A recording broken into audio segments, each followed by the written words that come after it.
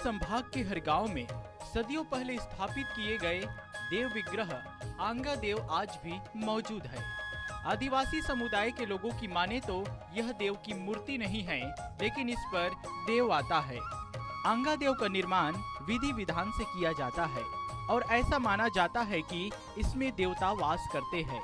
दरअसल बस्तर के स्थानीय आदिवासी समुदाय के लोग पेड़ की लकड़ी से एक डोली की तरह आंगा देव बनाते हैं और इसे मिट्टी, मोर पंख सहित अन्य चीजों से सजाते हैं। छत्तीसगढ़ के बस्तर क्षेत्र में आदिवासियों के बीच आंगा देव को बहुत आराध्य माना जाता है। आंगा देव का सीधा अर्थ है अंग में धारण करने वाला। ऐसा माना जाता है कि आंगा देव में देवता वास करते हैं। आंगा देव को पुजारी की निगरानी में रखा जाता है और पुजारी की अनुमति के बिना इसे कहीं नहीं ले जाया जाता है। आंगा देव को बस्तर की संस्कृति में रचा हुआ माना जाता है और यह काफी उग्र देव माने जाते हैं। लोग इनसे काफी डरते हैं और जब भी कहीं कोई मुसीबत आती है तो आंगा देव को ले जाकर उसे दूर किया जाता है। कहा जाता है कि आंगा देव न्यायाधीश की भूमिका निभाते हैं।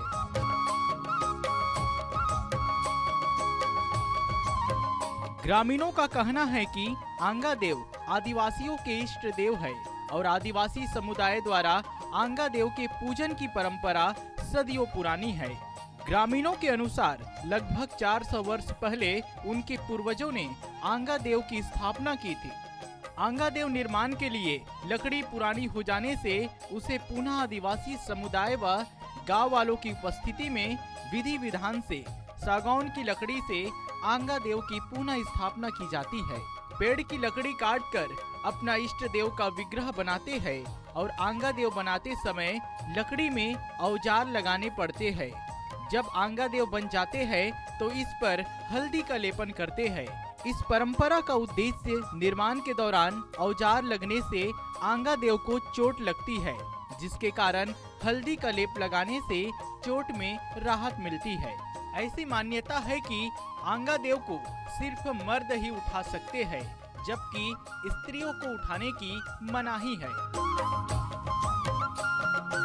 आमतौर पर आंगा देव को 12 से 13 वर्ष के बच्चों द्वारा ही उठवाया जाता है। मान्यता है कि देव बच्चों के आंगा उठाने से जल्दी प्रसन्न होते हैं। बस्तर के ग्रामीण अंचलों में होने वाले मड़ई मेले और यात्रा के साथ ही विश्व प्रसिद्ध बस्तर दशहरा पर्व के दौरान आंगा देव की महत्वपूर्ण भूमिका होती है।